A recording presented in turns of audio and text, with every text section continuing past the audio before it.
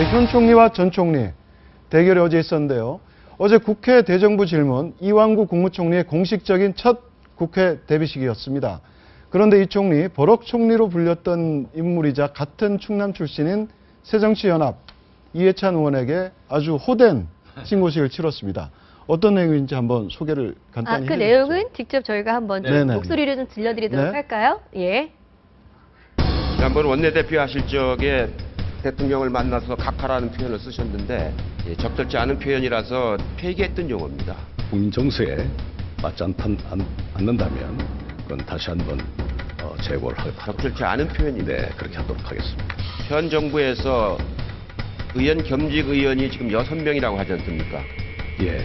내년 1월 달에 청문회를 6번을 해야 됩니다. 다른 사람은 몰라도 총리만큼은 총선에 불출마하겠다고 이 자리에서 입장을 표명을 하시고, 저는 이 자리가 마지막 저의 공직의 자리라고 생각하고 있습니다. 다만 지역 구민에 대한 최선의 그 도리가 있기 때문에 적절한 기회에 제 입장을 밝히도록. 원래 두 사람이 사이가 안 좋습니까? 예, 뭐 저 충청도 출신이지만 서로 정치 궤적이 전혀 달랐기 때문에 이해찬 전 총리는 그야말로 이제 뭐 학생운동 시절부터 쭉 이렇게 왔던 분이고, 이완구 총리는 뭐 경찰 공무원 출신으로 올라간 분이기 때문에 서로 소와 닭 사이라고 보면 되는데.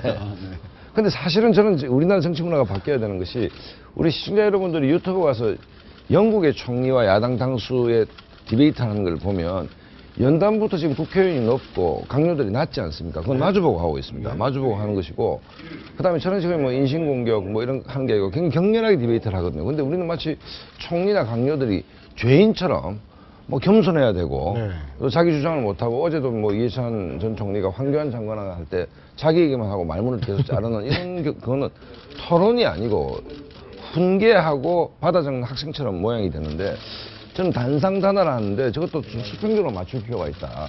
그다음에 서로 강요와 국회의원이 토론하는 것인데 일방적으로 훈시하고 잘못한 학생처럼 받아 적고, 저 문제는 선진적인 정치 문화에 맞지 않다. 저게 하나의 쇼가 돼야 된다.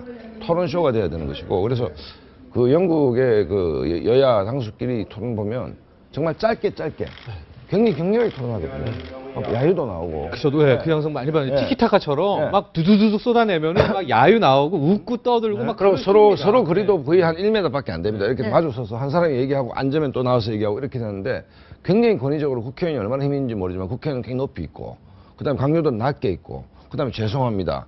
그 말하는데 말 대꾸 하지 말아요. 뭐 이런 식의 것들은 정말 낡은 정치 문화다. 근데 대정부 질문이라는 게 이제 맨 처음 만들어진 게 국민의 대표들이 행정부를 견제하는 가장 어떤 중요한 장치로, 특히 독재 정권에 대해서 여러 가지 그 강요들의 어떤 잘못을 지적하는 그런 차원에서 맨 처음 취지로 생겼기 때문에 이제 저렇게 의원들이 이제 강요보다 더 높은 지위를 보이는 것처럼 저렇게 되어 있는 것 같고요.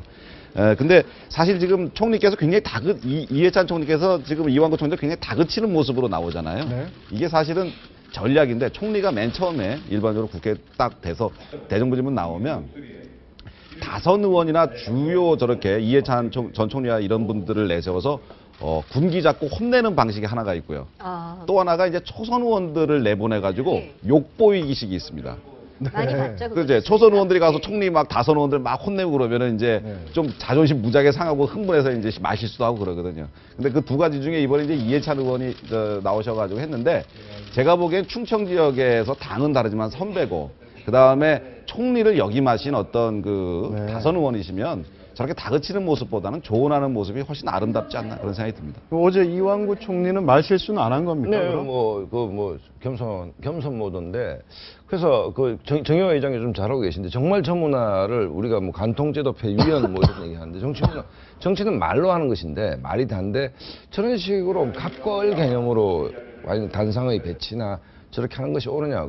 어제 국정조사도 또 파행됐죠. 예를 들어서 저거 다르게. 그렇기 네네. 때문에 뭔가 좀 이렇게 그 국회의원들이 조사하는 게 아니고 수사하는 것 같은 태도, 그다음에 뭐 전직 총리가 지내신 이해찬 총리가 좀 윽박지르는 태도는 토론이 아니죠. 저거는 지시와 집행하는 거 뭐 비슷한 구조이기 때문에 저 문화는 정치평론 입장에서 좀 진짜 바꿔야 된다. 생각합니다. 네, 이완구 총리 뭐 실수는 안 했지만 뭐 총선 불출마 얘기나 남북 관계 같은 민감한 얘기는 요리조리 다 피해갔다, 이런 지적이 있긴 있어요.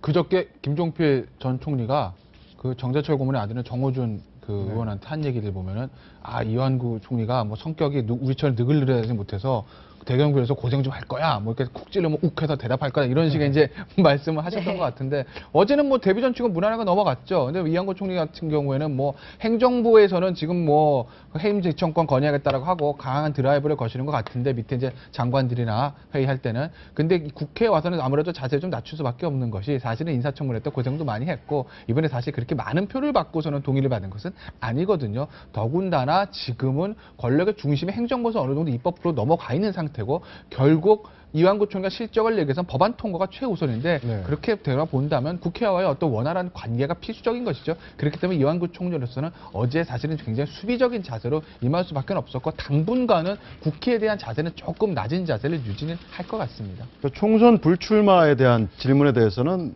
뭐 좀 원론적인 답변이라고 해야 되나? 그러면 당장 뭐 네. 이해찬 의원이 어떻게 보세요? 질문에 대해서 불출마하겠습니다. 그건 개인이 결정할 문제는 전혀 아니죠. 전혀 아니기 때문에 그 문제에 대해서 질문에 대해서 출마하겠습니다. 안 하겠습니다. 단답형으로 대답할 수 있는 성격의 문제는 아니고 또 원래 정치인들이 그렇게 시원하게 얘기를 하지 않습니다. 항상 여지와 복선을 깔기 때문에 어제 뭐 어떤 예리한 질문이었는데 뭐 비교적 정답을 얘기했다.